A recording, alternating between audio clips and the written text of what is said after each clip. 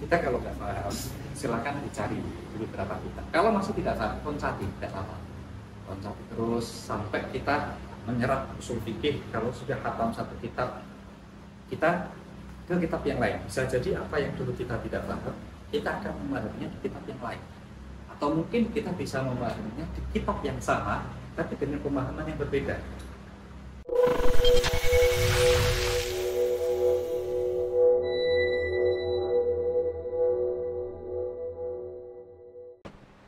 Nah, bentar, Pak. Di ngomong-ngomong tentang sulitnya usul fikih, Iya. pastinya panjenengan selama mempelajari usul fikih ini pasti ada tantangan-tantangan tersendiri dalam hal usul fikih, entah nanti masalah istilah atau pemahaman, dan itu tantangan apa saja yang sering panjenengan rasakan ketika mempelajari ilmu usul fikih dan bagaimana cara mengatasinya. Nah, ini berarti sambil ada apa namanya? Tukar pengalaman ya. Nah, jadi kalau tantangan yang terberat itu tentu tadi karena usul fikih itu kalau bahasa kerennya itu fan ilmu yang tingkat dewa. Kalau bahasa dasarnya kan gitu. Jadi tentu ketika fan itu adalah fan yang tingkat dewa, yang sulit bahasanya, apalagi itu adalah syarat mutlak seorang dianggap sebagai mujtahid. Tentu istilah-istilah yang ada dalam usul fikih itu kan ada istilah-istilah, itu istilah-istilahnya saja itu sudah banyak yang kadang membingungkan. Nah, nanti ada baru misalkan kita baru mendengar kata nas dan zohir, itu saja kita akan apa namanya, akan apa bedanya. Nah, belum lagi tadi di bab masalikul illah ada binasin zohir, ada binasin sorih, ada binasin zohir, ada bitorikil ima. Ima itu apa? Ini kata yang baru kita dengar, yang kata yang sebelumnya kita nggak pernah dengar. Cukup tiba-tiba kita temukan di usul fikih, dan itu menjadi bab yang terpenting juga. Sehingga untuk membedakan istilah-istilah ini adalah kendala yang paling utama. Misalkan lagi contoh, di usul fikih itu ada am, ada mutlak. Ini bahkan kadang orang yang baru terjun ke usul fikih, ini membedakan apa itu am, apa itu mutlak. Belum lagi ke nakiroh. Nah ini, apa bedanya mutlak dengan nakiroh? Ini adalah hal yang biasanya kendala utama. Maka caranya bagaimana? Lah ini caranya itu orang beda-beda ya. Saya dulu itu kebetulan awal-awal itu nggak menemukan itu. Cara mengatasinya itu bagaimana? Pokoknya yang penting belajar, ngaji, paham ya. Kalau nggak paham ya alhamdulillah, tidak paham ya tanya ke guru. Kalau misalkan kita sulit untuk atau sungkan, kadang kita terlalu banyak bertanya kan. Masa setiap istilah kita tanya ya kan. Nah, ini kalau mungkin yang punya guru sorogan bagus, enak. Tapi kalau misalkan kita sudah dianggap sesepuh pondok lah ini. Sesepuh pondok ini kalau mau sorogan ke siapa gitu? Yang mau nyoroki kita kadang sudah minder dulu kan. Nah, ini sebenarnya kita sebagai, bukan kok kita kadang gengsi, tapi orang yang mau menyoroki kita itu sudah minder dulu. Nah, sehingga kadang kita akan menemui beberapa istilah yang sulit untuk kita cerna. Belum lagi tentang beberapa kaidah usul fikih yang kelihatannya itu saling kontradiksi. Ini itu diletakkan di posisi mana, ini diletakkan di posisi mana. Contoh, saya contohkan. Misalkan dalam kaidah di usul fikih itu al-am idza warada li sababin khassin baqiya ala umumihi. Lafaz yang am itu ketika ada asbabun nuzul atau asbabul wurud yang berkaitan, padahal sabab itu kejadiannya khusus, nah, maka lafaz yang am ini tetap masih berfungsi keumumannya. Tapi di kasus yang lain ada kaidah qadhayal ahwal la tahtaju la tasluhu lidalilin.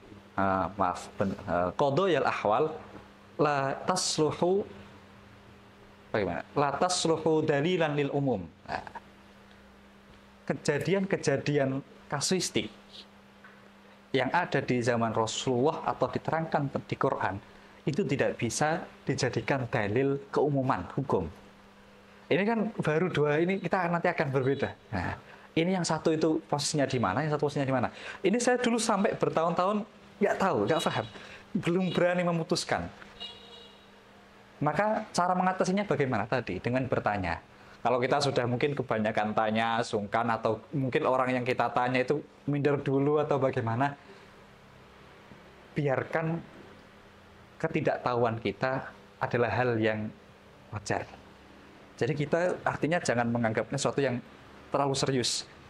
Kalau kita nggak paham, kita harus memahaminya sampai paham betul. Wah, ini kehabisan waktu kita. Kita kalau nggak paham, silakan dicari di beberapa kitab. Kalau masih tidak paham, loncati, tidak apa-apa.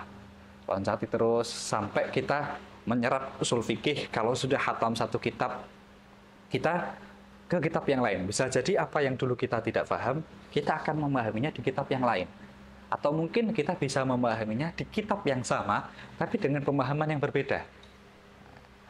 Seperti itu. Saya contohkan, misalkan yang dulu sempat tidak paham, tapi di kitab yang sama akhirnya bisa paham. Dulu ketika saya baca kitab Ghayatul Wusul, itu kan saya sandingkan dengan kitab Hasya Al-Abtar. Ketika di kitab Ghayatul Wusul, dalil kaidah usul fikih di versi mazhab Abu Hanifah itu mengatakan bahwa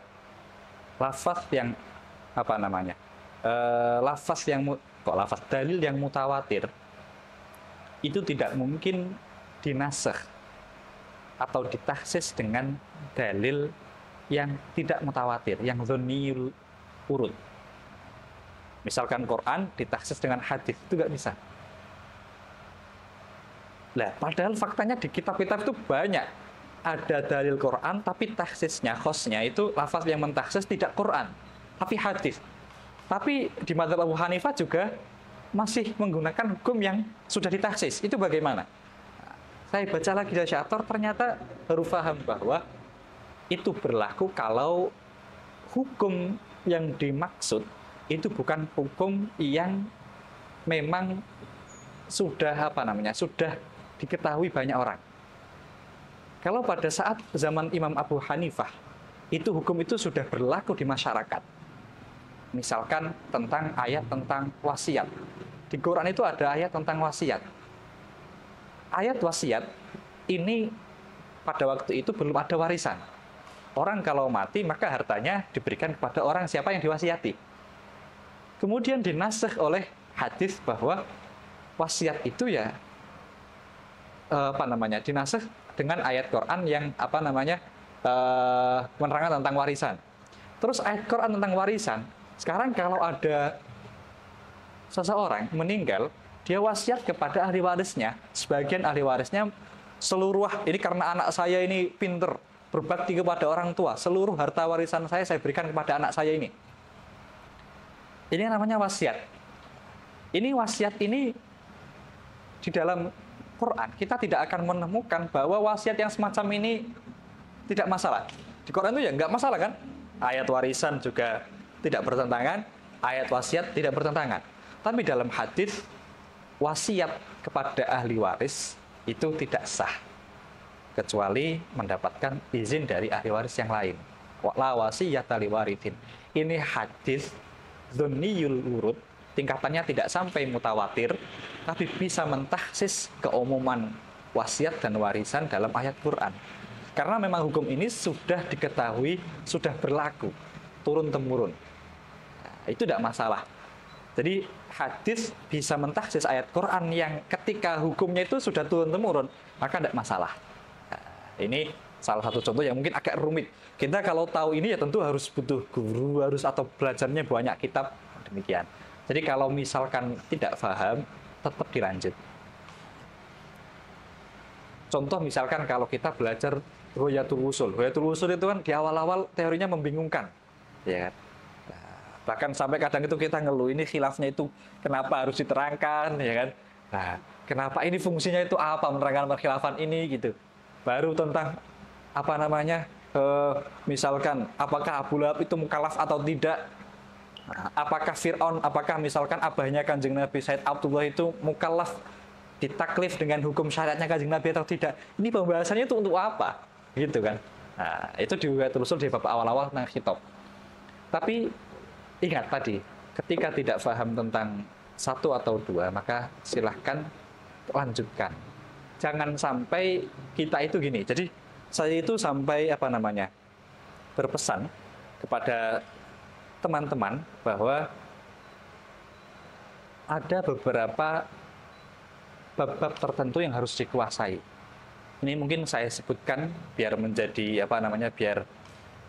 nanti mungkin akan saya terangkan nanti. Jadi ada bab-bab tertentu yang jangan sampai terlewatkan. Nah, begitu. Terus kemudian kendala yang kedua, itu kendala yang pertama, ketidakfahaman. Yang kedua, kita paham, tapi merasa sok paham. Fahamnya itu kita merasa sok paham. Maksudnya bagaimana? Karena usul fikih itu adalah ilmu yang langsung bersangkutan dengan hadis dan Quran untuk dianalisa sebagai menjadi hukum yang sudah siap dikonsumsi. Kadang ketika kita memahami usul fikih, akhirnya kita sok paham. Wah, berarti hukum-hukum fikih yang ada di kitab-kitab fikih, karena ini tidak ada dalilnya, tidak ada cara analisa yang benar, akhirnya kita menyalahkan para ulama. Ini kalau dalam bahasanya itu kita mungkin agak memiliki pemahaman yang liberal. Nah, ini juga masalah kan. Ini kendala. Orangnya itu bisa memahami usul fikih, tapi dia pemahamannya tidak sempurna dan dia merasa pede dengan dirinya. Akhirnya dia menyalahkan pendapat ulama-ulama salaf dulu. Sampai akhirnya dia kadang naudzubillah keluar jalur, akhirnya pendapat yang syadz yang dia ikuti atau bahkan pendapat yang mukhalafah dengan hal-hal yang sudah mujma' alaih. Terus cara mengatasinya bagaimana kalau untuk yang kedua ini? Cara mengatasinya untuk yang kedua ini adalah kita ketika pendapat kita itu, kesimpulan kita dalam memahami usul fikih itu sejalan dengan pemikiran ulama-ulama salaf, maka silahkan kalian fanatik. Fanatik tidak apa-apa. Misalkan fanatik itu bagusnya bagaimana? Misalkan gini, saya nggak menemukan jawaban dari ulama salaf ini. Ini tercantum di kitab-kitab Turos, tapi saya nggak menemukan alasannya. Sikap fanatik misalkan gini, tapi nggak apa-apa, saya yakin yang benar adalah yang ada di kitab-kitab salaf. Pikiran-pikiran saya ini hal yang masih dalam ranah sesuatu yang sangat rentan untuk berubah. Sehingga kita fanatik terhadap pendapat salaf. Itu jalur amannya. Tapi andaikan kadang kita itu sudah terkontaminasi pemikiran-pemikiran luar yang menyimpang. Misalkan kita menemukan sebuah teori yang ternyata bertentangan dengan ulama salaf, maka cara mengatasinya adalah harus dengan sikap skeptis. Kita harus curiga, jangan-jangan pendapat saya ini adalah pendapat yang prematur. Pemikiran yang dari orang yang kurang luas pendidikannya, kurang luas cakrawala keilmuannya, menyimpulkan sesuatu yang prematur. Yang artinya belum siap lahir, tapi sudah dipaksa, ya kan? Maka ketika demikian, seseorang yang dalam posisi seperti ini, dia harus skeptis. Skeptis bagaimana? Jangan sampai fanatik terhadap dirinya sendiri, pendapat dirinya sendiri. Atau fanatik kepada tokoh tertentu.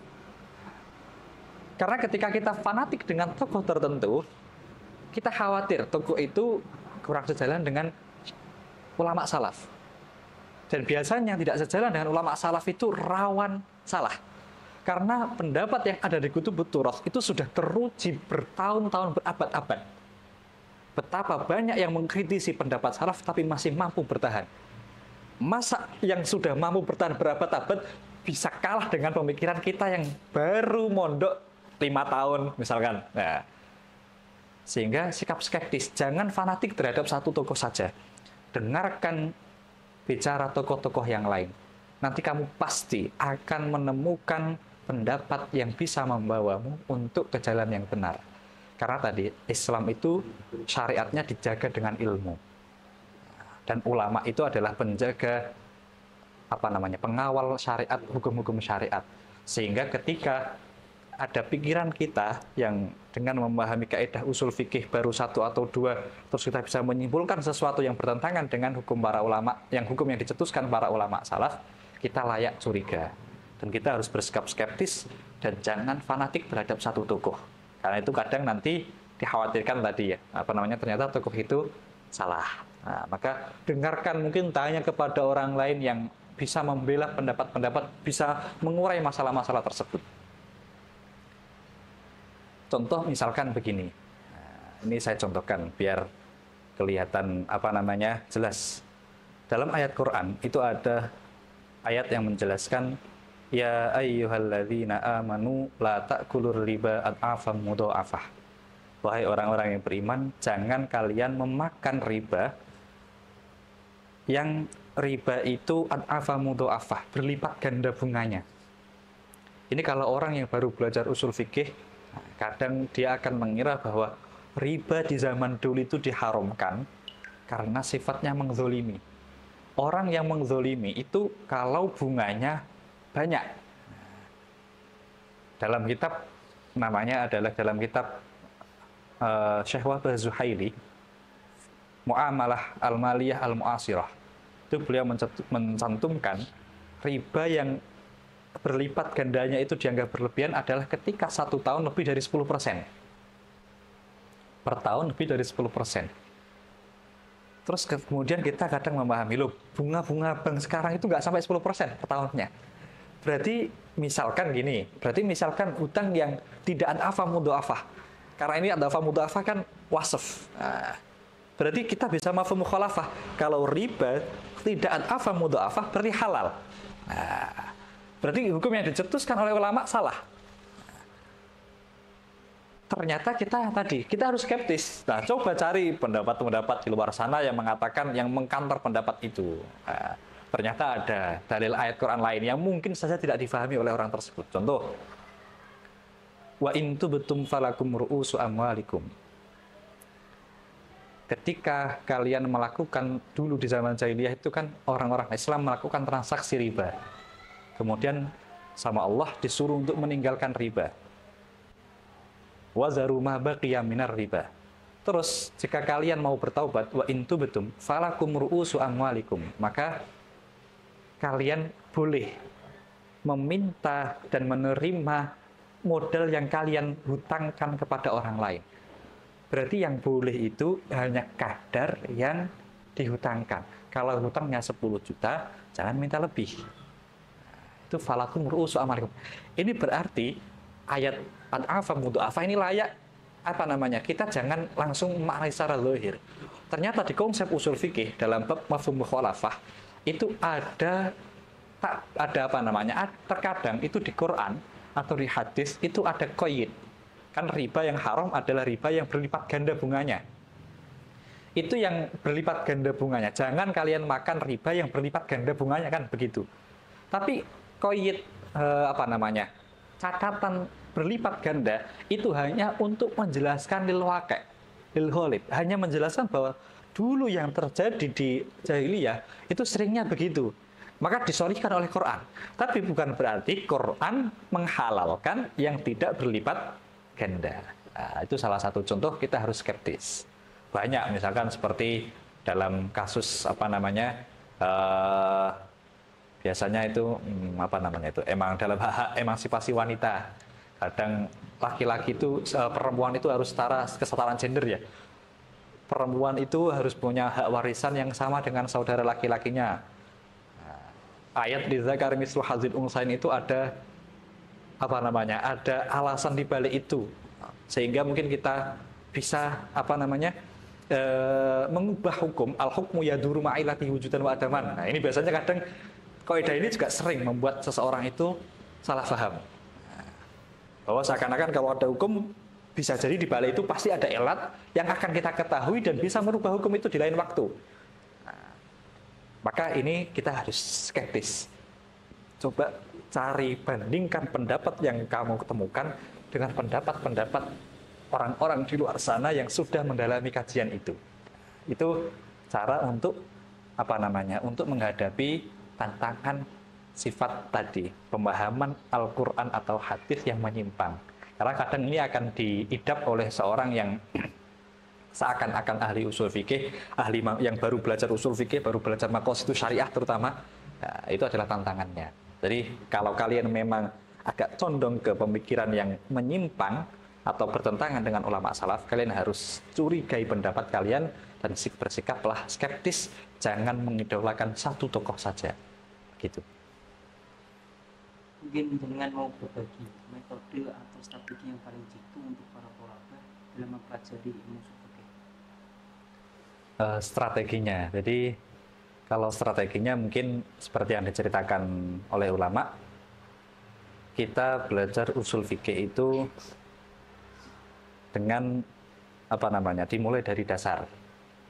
dimulai dari dasar, terus kemudian kadang itu mungkin sebagian santri salaf agak ada ada konotasi negatif dengan kitab-kitab kitab-kitab kontemporer. Nah, itu kita jangan demikian. Bagaimanapun kitab kontemporer itu sedikit banyak mempermudah seseorang untuk memahami usul fikih juga. Terus juga jangan terlalu antipati dengan terjemah atau buku-buku yang tidak berbahasa Arab. Mungkin kadang bagi orang tertentu dengan memahami kitab fikih seperti kulo itu, saya lebih ketika membaca tulisan berbahasa Indonesia itu agak kurang, daya ingat saya agak lemah. Tapi kalau memahami kitab yang berbahasa Arab lebih detail, lebih nempel di hati, begitu. Tapi kan nggak semua orang seperti itu. Saya dulu ketika ada orang pegang terjemah, saya akan menganggapnya bahwa ini usaha yang mungkin bagi dia sangat tepat. Bahkan saya dulu awal-awal mondok itu karena ketika ikut lomba ngaji, lomba baca kitab. Nah, itu saya agak yang paling membuat saya was-was dan deg-degan itu adalah disuruh menerjemah. Karena saya backgroundnya hanya lulusan anak MI ya kan, yang tidak suka dengan pelajaran bahasa, baik bahasa Indonesia, bahasa Jawa, bahasa Inggris, bahkan bahasa Arab. Itu saya dulu paling tidak menguasai ketika waktu MI. Akhirnya dipaksa untuk menerjemah dengan baik. Itu saya modalnya adalah dengan sering-sering membaca buku terjemah. Oh, ternyata cara menerjemahnya itu seperti ini.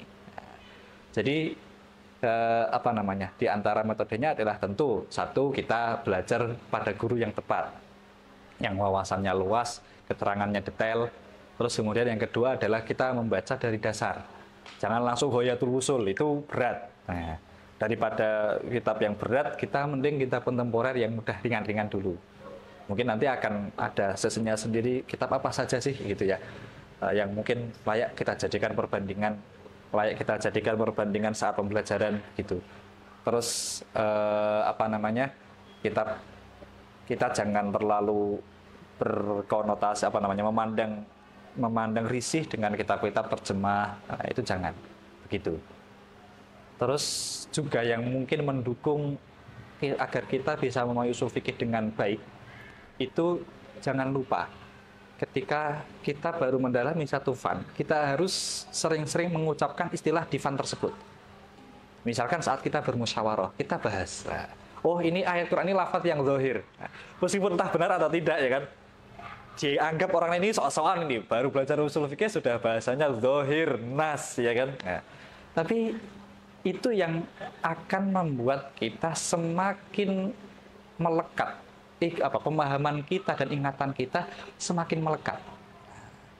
Kita baru belajar mantek, silahkan mantek itu gaya bahasa, istilah-istilah di mantek diterapkan dalam bermusyawarah atau bahkan saat kita ngobrol dengan teman-teman jagongan di warung kopi. Nah, kadang kita ayat Quran ini zahir ini. Nek zahir itu, kalau zahir itu berarti masih bisa ditakwil ya. Nah, gitu. Ditakwilnya dengan cara apa ya? Ini jadi kita terapkan dalam kehidupan sehari-hari kita sehingga bahasa-bahasa itu, istilah-istilah tersebut kita sudah mendarah daging. Cara bahasa Jawane niku sampun ngelambe. Nah, terus ngelambe sehingga ketika kita menemukan bahasa tersebut di kitab atau di kitab lain, kita langsung nyantol, langsung nyambung. Nah, terus kemudian yang juga termasuk yang termasuk menurut kami pribadi sangat bagus adalah ketika ada kaidah usul fikih, kita coba kaitkan dengan fikihnya. Nah, kita kaitkan satu fan ilmu dengan ilmu yang lain, atau mungkin bahkan fan tersebut, fan masih usul fikih, kaidah ini kita kaitkan dengan kaidah yang lain yang masih di fan yang sama. Itu berlaku dalam semua metodologi pembelajaran fan apapun. Kita harus pintar-pintar mengaitkan. Karena dengan mengaitkan satu masalah dengan masalah yang lain, kita akan punya fondasi yang lebih kuat. Nah, kita ketika lupa di masalah ini, kita masih ingat masalah yang lain. Sehingga di lain waktu ketika ditanya tentang masalah yang kita lupa ini, kita bisa mengkiaskan. Oh, masih sejalur. Begitu. Itu termasuk trik yang insya Allah sangat berguna dalam memahami pelajaran apapun itu. Kalau dia sudah semangat, tapi ada ketakutan dengan usul fikih atau ada malas kalau usul fikih enggak, yang lain aja. Nah ini masih mudah untuk didandani, masih mudah untuk diperbaiki. Maka caranya adalah ya tadi dengan memberikan contoh-contoh penalaran usul fikih, penalaran menggunakan usul fikih dalam menolak dari syariat.